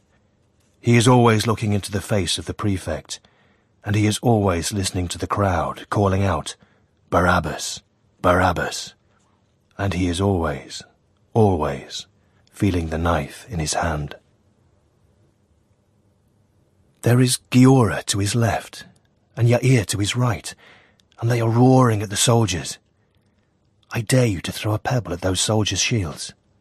"I dare you," he says to Yair. A boy dared to do something. Can he refuse, when the pebble is so shiny and smooth in his hand, and the sea of shields is so gleamingly tempting? He throws it. It bounces off the metal and pings on the ground. Behind their helmets, the soldiers are impassive. A few other boys are watching them now. "Come on. That pottery jar, the small one." Giora hurls the jar. It shatters, and still the soldiers do nothing. "Come on." It's his turn now, Bar-Avo's. He hefts half a brick, then hurls it in a wide arc. It gets a man on his head. He falls down. It's a nasty sight, but at the same time exciting. Something's going to happen. His whole body knows it. The soldiers start to advance, orderly in their phalanx. And now it's on. Bar-Avo grabs his friend's arm, and now they're off, leaping and running and shouting with fear and delight, like a toddler chased by a parent pretending to be a monster. They whoop as they scramble over stalls and grab onto roof struts. The soldiers advance, and the boys retreat, but each time they retreat they've done a little more damage, and the soldiers are a little more ragged, and the boys are a little deeper into the streets of houses where they've known everyone all their lives. All around the streets there's laughter and shouting. From another rooftop, 3 girls are watching the battle, whispering behind their hands and giggling. There is no conclusion to the battle. The fighting peters out before dawn, and Bar-Avo has still not been caught. And after sunset, when the sky was the colour of bright blossom shrivelling to black, the soldiers slunk away back to barracks.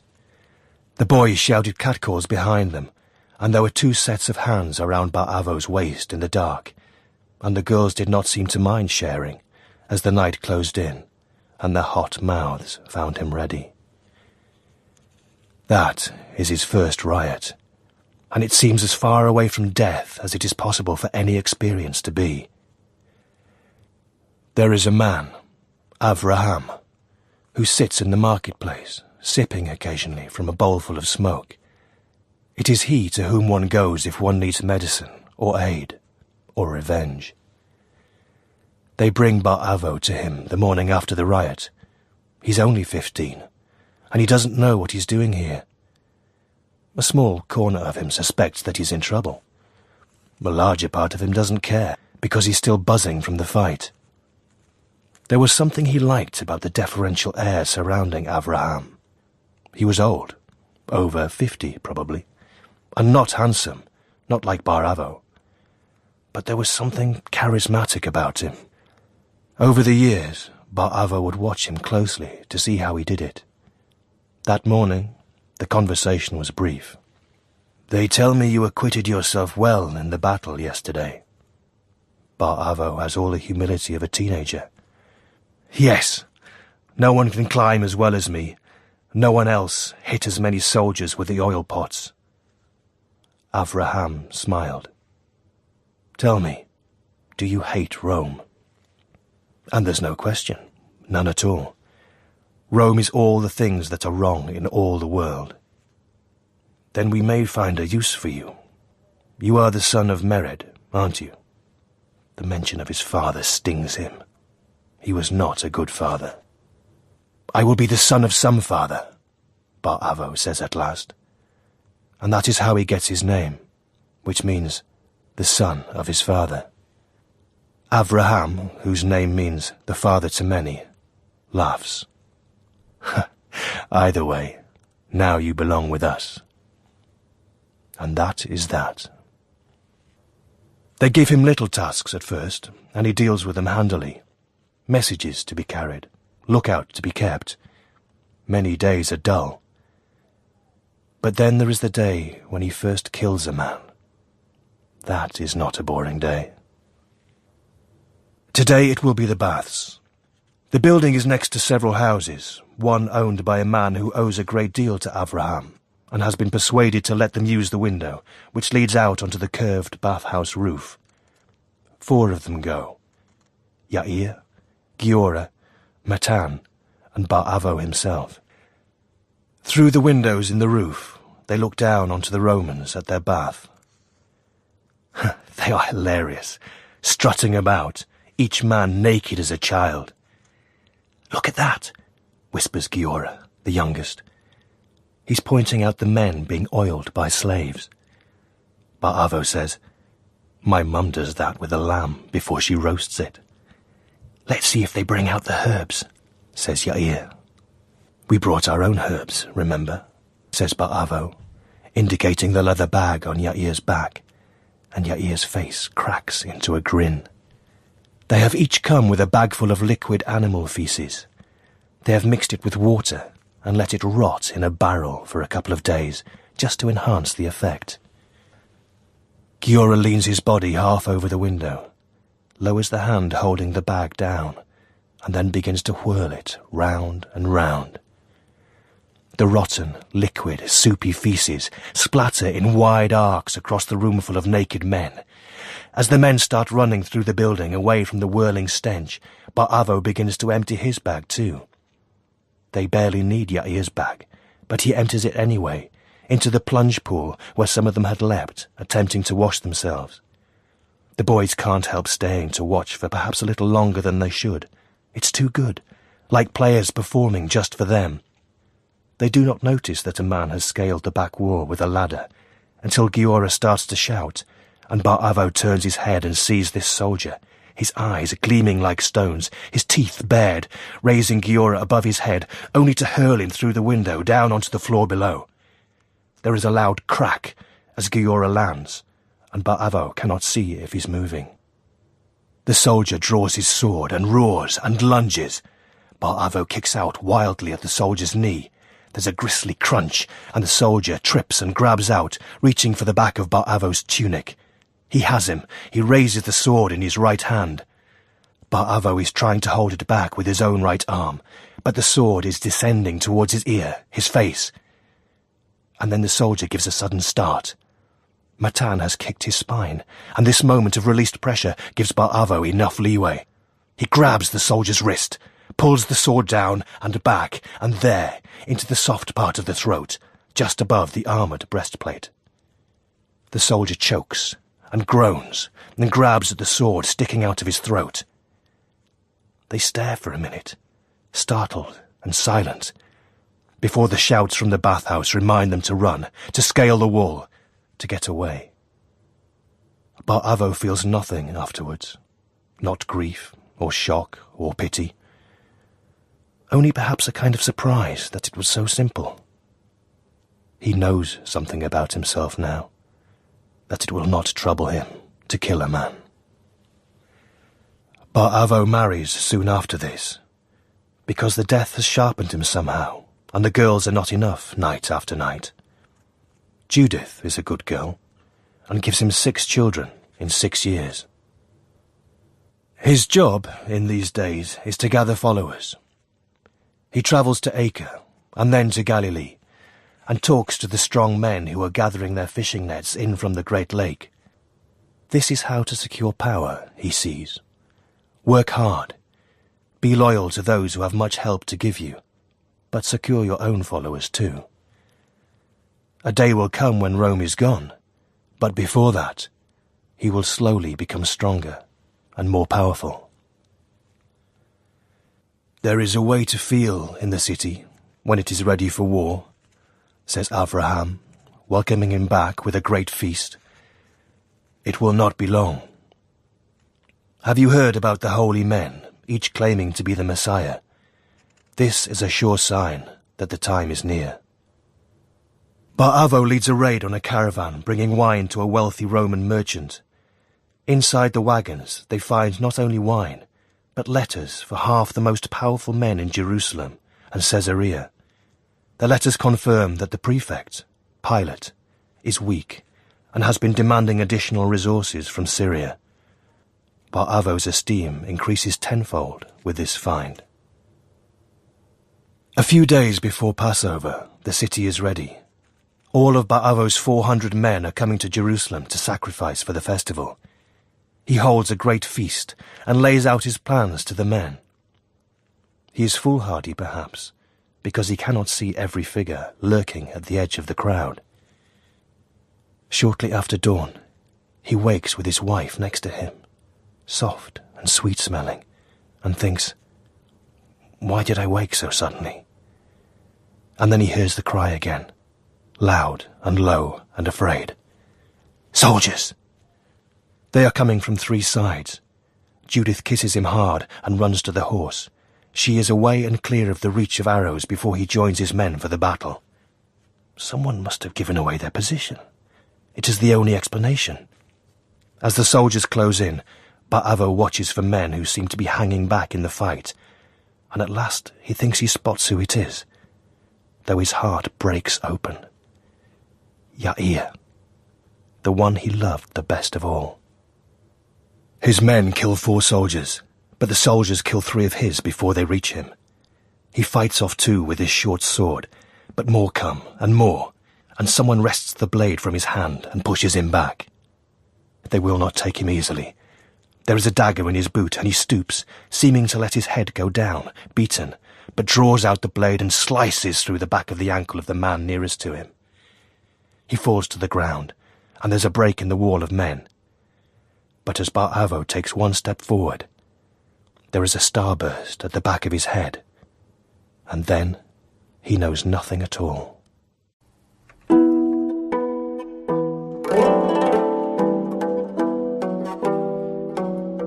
The next thing is the closest he ever comes to death, although death has always walked beside him like an old friend. Before this, he imagined he would meet death in battle, or that death would catch him when he tried to leap from one building to another. He had never imagined capture.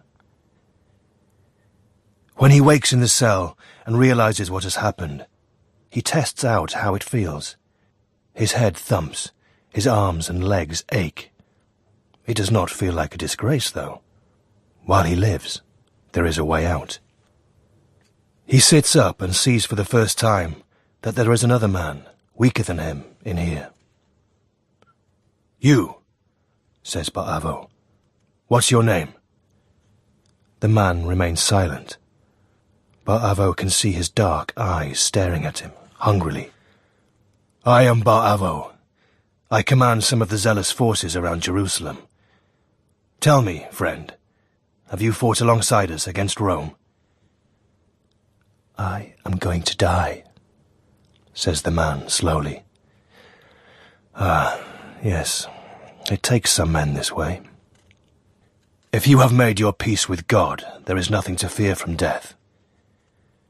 "When I die," says the man, "the whole of creation burns, and God himself descends from heaven to judge the righteous and the guilty." "I can see you are a great teacher," says Bar-Avo after some thought. "Tell me, do you have many followers?" "All of the earth are my disciples, but it must not be spoken." Although the things that he says are nonsense, and Bar-Avo has met 10 times 10 of his kind, nonetheless there is a conviction to his voice, the penetrating gaze, the particular way of holding his limbs, even now, even shackled. God throws such a one together from time to time, an arresting man. "I know who you are," says Bar-Avo. "You are Yehoshua of Nazareth." You have near 600 men with you, they say. There will be more, says Yehoshua. Listen, Ba'avo, son of no one. God is angry with his creation, and the time has come to fold it up and put it away. You are as much a tool of his will in this as any Roman soldier. Ba'avo shivers. He has thought this himself, alone, late at night. Where is the Lord in all this? If you are God's prophet, why not tell your men to fight with us and drive the Romans from Jerusalem and set up God's house again? We are far beyond that time now, says Yahushua. God has cast his judgment on the land. And Ba'avo, who has always been a fighter and a survivor, finds himself thinking, very well then, if this is your choice, you make my choice easier. Because he has a notion of what might happen next, since it is getting close to Passover, and Jerusalem will be full of angry men, and Pilate is a damned coward. They come for them early in the morning. The guards kick at them to make them stand, and they are dragged into the house where Pilate has his office. Ba'avo waits in the outer vestibule as he listens to the conversation taking place inside the room. Pilate says, "They tell me you've been going around calling yourself the King of the Jews." Silence. "You understand that this is gross sedition, and if you do not deny it and swear loyalty to your emperor, I will be forced to execute you." The man still says nothing when there is so much he could say that might save his life. "Very well, take him away." They bring Ba'avo in. The whole thing will have to be played as carefully as a game of knives. "Do you think he has run mad, that man, Yahushua?" says Ba'avo, before Pilate has a chance to ask his first question. Pilate looks surprised. "You were with him in the cells, weren't you? Was he mad then, or as sane as day?" "Every leader has followers who tell them that they are the Messiah. I think he has started to believe them." Pilate shrugs and raises one eyebrow. "Jerusalem won't suffer for having one fewer of those. Now, you have brought a great deal of harm to this city and this nation. I propose to put you to death. However, if you are willing to give up your co-conspirators, I will give you an easy death by the sword. If you refuse, we will torture you and then crucify you. Let's start, for example, with Giora. Tell me where he is now." "Every man I ever knew will have moved to another home," says Ba'avo. "Prefect, you can beat me and scourge me for as long as pleases you, but even if they think I am a traitor, they will still hate you more." "A true leader," says Pilate, "does not care whether he is hated, as long as he is feared." "You'll never hold Jerusalem like this," says Ba'avo. "You can't take us by fear, only by love." And he knows that this is the right thing to say, because his men have intercepted some of the letters from Syria and Rome, and this is what Pilate's masters have been saying to him for months now. "If I were you," says Ba'avo, "I would release that man, Yahushua, and put me to the sword." Pilate's lip curls. "I know what men like you are. You consider it an honor to die at our hands, fighting. And what if I let you go?" "My men would, of course, be delighted." "Yes," says Pilate. 10,000 of them, they say, across Judea, loyal to you. Let them taste the mercy of Rome as well as the kiss of her strap." "They would suspect I had turned traitor," says Ba'avo, because he can see the growing, gathering shimmer of the way to save his own skin. "Ha!" Pilate smiles broadly. "Even better! Gratitude and mistrust. You could not have promised me anything better if you had designed it yourself." Ba'avo tries to make his face as impassive as a stone. "I'll tell you what," says Pilate. "I'll make a game of it." His men are in the crowd. Ba'avo sees them as soon as he and Yahushua are brought out blinking into the light of the square below Pilate's home. Pilate addresses the crowd. "People of Jerusalem, I have two criminals here. The preacher, Yehoshua, who called himself the King of the Jews, and Barabbas, a rebel who murdered men during the rebellion. I am going to allow you to decide which of these men shall live and which shall be executed. But there are women in that crowd to whom Bar-Avo's men have given bread when the Romans burned the wheat field. There are men in that crowd whom Bar-Avo's men have fought with, defending their homes from bandits. What could Yehoshua possibly have to compare with that? Yehoshua's friends try to call for him, but there aren't enough of them, and they're drowned out by the voices rising up saying, "Barabbas! Give us Barabbas!" It is a pitilessly cruel game. How is it possible that a whole life can come down to this moment, seeing how many friends you have, and how loudly they are prepared to shout your name? "Very well," shouts Pilate. "I have heard your wishes. I know that Barabbas, having felt this mercy, will join with me in longing for peace between the two great nations of Rome and the Jews." The soldiers hustle him to the edge of the platform and half lower, half push him off. He looks back. Yehoshua's head is still hanging down. Their eyes meet as Bar-Avo reaches the ground, and his friends begin to encircle him, hugging and punching his shoulder. Bar-Avo says, "I am sorry." And though the sound of his words is obscured by the noise of the crowd, he thinks that perhaps Yehoshua sees the words form on his lips and understands, because the man's head moves. It is something like a thin smile, something like a sob in the movement of his shoulders. He goes to sit beneath the men who are being crucified later. He is the most free bandit and murderer in the whole of Judea now, for the prefect has liberated him in front of a great multitude. He wonders, as he lingers by the crosses, whether it is his destiny to end his days here too, pinioned and waiting to be food for ravens. That is how it will probably fall out. He will join all the thousands upon thousands of men whom Rome has nailed up. But the important thing is to make sure he has scratched her face before that day. Bar-Avo sends later to root out what happened to that Yehoshua's followers. A rabble army looking for a new leader could be useful to him. He gets back a garbled tale that the dead man's body was stolen, probably by his family, but perhaps by some of the hangers-on who wanted to set up a shrine to the holy man. No one ever tells him a convincing tale about it. And then it is the last days of summer, and the wheat is high. And then it is autumn, when the fruit trees bring forth their goodness. And then it is winter, when the winds howl. And then it is spring again, and the earth which has died is reborn. And 10 years go past, like this, quickly, and they continue the fight.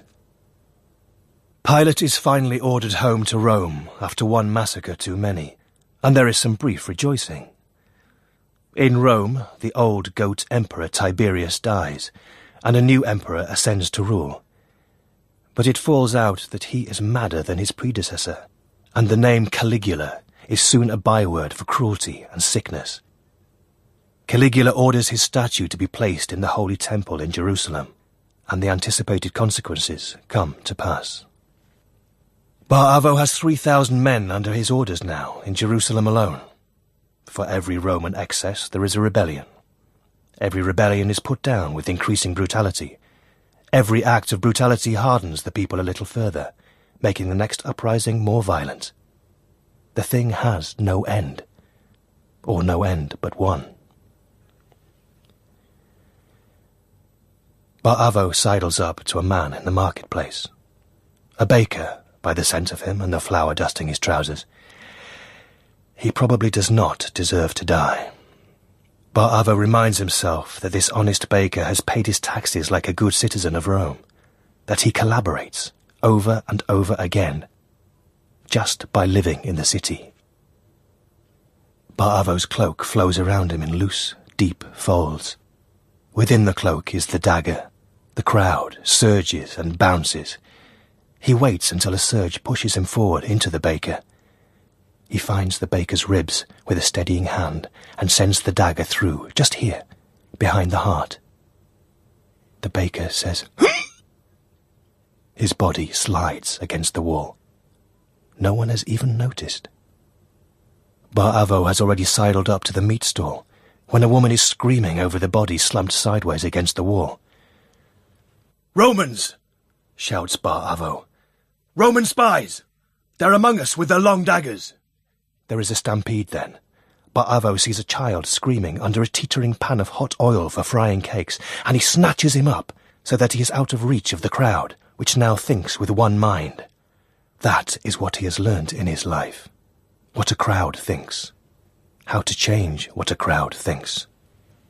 He holds the child above the crowd, and when the commotion has settled down, the mother finds them and takes her baby gratefully with a smile.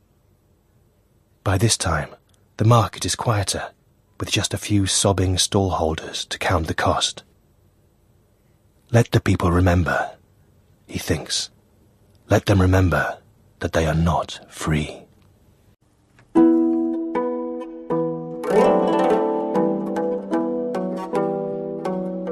They gather more and more men to them. There is a point when they are particularly interested in healers and holy men. They want God with them. So they bring him, a man who worships that dead preacher, Yehoshua. His name is Gidon of Yaffo, and he is almost as old as Bar Avo, rangy and quietly fervent. He tells how Yehoshua died and rose again from the grave. "Did you see it?" says Bar Avo. "I have seen it in my heart," says Gidon of Yaffo. "That is not the same thing, and if the Messiah is come," says Bar Avo, "why does not the lion lie down with the lamb? Where is the great crack of doom that presages the end of the world and the final judgment of all mankind?" "These things will happen," says Gidon of Yaffo. "Before this generation has passed away, the Lord Messiah will return, and the temple will run red with blood." "That last," mutters Bar Avo to Isaac, the man who brought Gidon of Yaffo to him, "will surely happen, for we will make it happen." "Fellow," he asks, raising his voice, "will you take arms with us to fight the Roman scum?"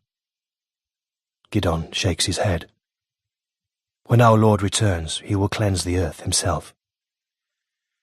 "Then you are of no use to me," says Bar Avo, and sends him on his way. Isaac says, "Romans as well as Jews are taking on this teaching." Bar Avo shrugs. "If Yehoshua ends by being loved in Rome, they will find a way to use him against us." And then it comes time for Bar Avo to do what perhaps he had always been destined to do. And it is morning, and it is evening, and it is 130 years since Rome first breached Jerusalem, and still she squats over the city, enforcing her will, enslaving the people, and something must be done. There is a storm the night they invade the temple, when the thunder begins to roll across the sky in almost ceaseless peals, and the rain lashes down and the wind screams. Then they know that God has given them the cover they need.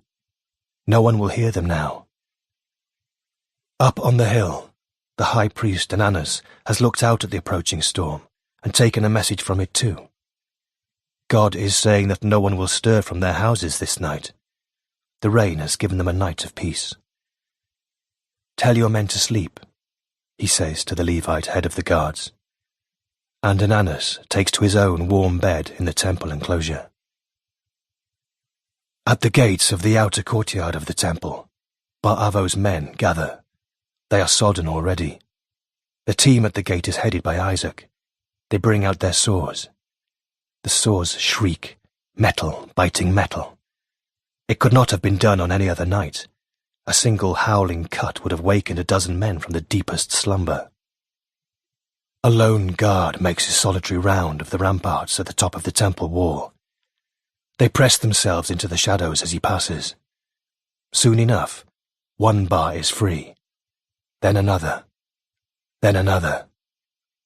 Isaac squeezes through the gap, then the others, carrying their swords now openly in their hands. They walk towards the guard's gatehouse. Isaac boldly places his ear to the door, listens for a moment, and then they burst in, swords drawn. They slay one man before he has even been able to look around. There are more deaths, When they have taken the inner courtyard, Bar Avo comes, a warm fur robe around him and 4 strong men by his side. He is an old man, but still commands the respect he did in the prime of his life. They enter the chamber of Ananus. When he sees who is there, he begins to shake. Bar Avo hits him across the face. It is not a hard blow, but the high priest turns very white. "What do you want?" says Ananus. Bar Avo smiles. "Just to talk, high priest." They have the usual dance. Bar Avo flatters, suggesting that the high priest has a great deal of influence with the people, and that a speech from him could convince them to fight against the Romans. "If every man in this nation took up swords against them," says Bar Avo, "they could not stand against us. United, we cannot be defeated." Ananus shakes his head. "There will come a better day than this. God has promised us this land. Don't you think it's for him to fulfill his promises in the way he sees fit?" The storm whips up again, and around Ananus's little chamber, because God is angry with the land, though Ananus does not know how he could have done differently. He is calling out loudly for his guards as they approach, although he knows his guards are dead. Bar Avo touches the spot on the man's forehead, between the eyes. "I dedicate your death to God," says Bar Avo. And he remembers the crowd shouting, "Barabbas! Barabbas! Barabbas!" There is that Roman game called "One of two will die, and the crowd will decide which." If that game had fallen out the other way round, he would not be here now to complete this task. And that other man, Yehoshua, would have continued his own curious work. And Bar Avo does not play that Roman game.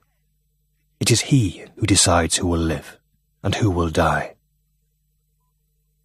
And Bar Avo puts the knife to Ananus's throat and bleeds him like a lamb.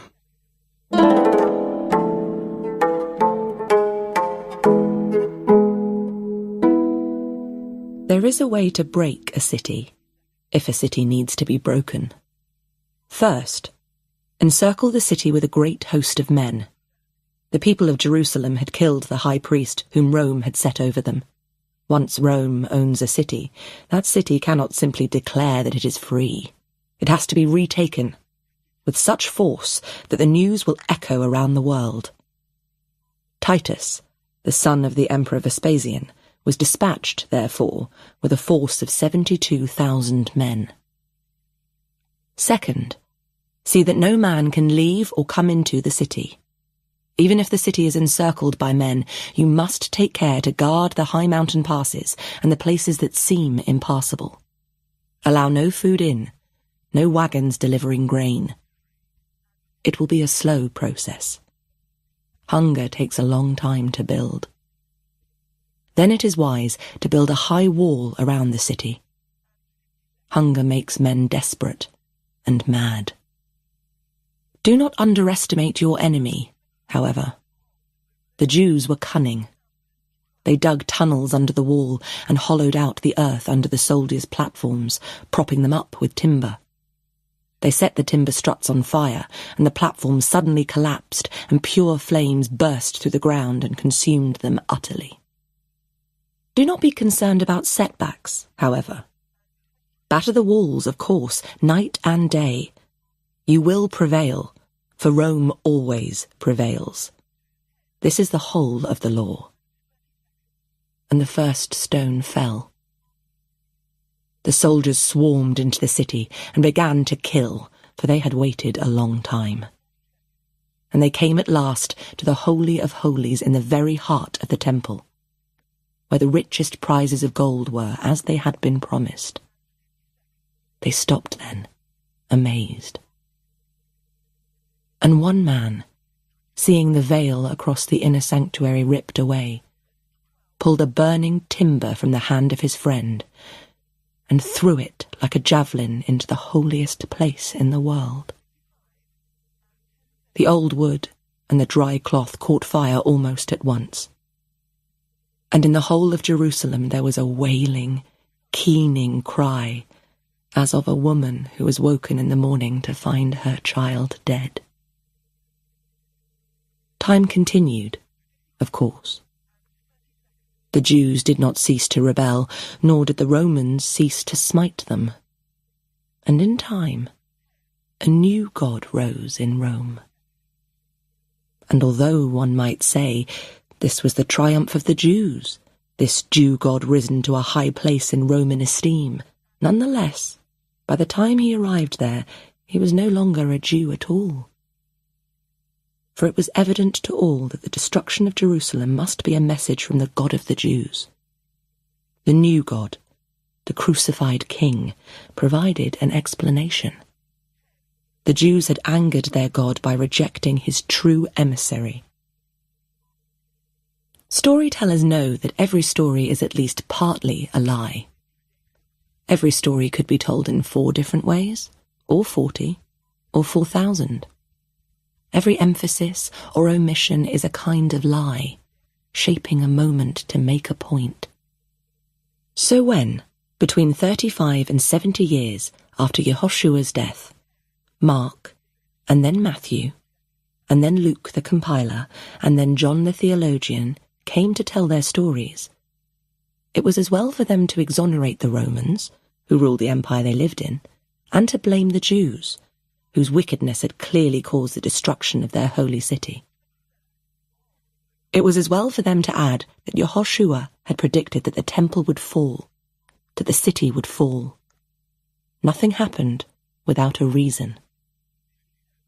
Every story has an author, some teller of lies.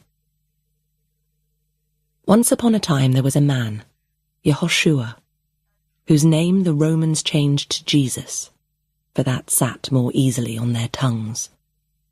He became, like Caesar, the son of a god. Like the god Tammuz, it was said he died and rose again. Like Perseus, he was born of a woman who had never known a man. He was turned into a god, and certain things were lost, and certain things were added. And when one peels away the gilding, and the plaster and the paint that were applied to him, what remains? So much of what he said he took from the Torah of the Jews. Love your neighbour as yourself is an old Jewish ideal. But Yehoshua was unique, in his time and place, for saying, love your enemy. It is a dreamer's doctrine, visionary, astonishing, and a hard road in times of war and occupation. If all involved had listened to those words, matters would have fallen out quite differently. But perhaps the idea was too difficult, for it is not much observed, even to this day. And so the temple burned. The walls of Jerusalem fell. The people were scattered into exile. And they took with them their unusual stubbornness and their distinct ways. And a book walked those same paths, from synagogue to synagogue at first, telling a tale of how miraculous one man had been, and how evil those who rejected him were, and therefore bringing good news for some, and bad for others. This was how it ended. And all the sorrow that came after followed from this.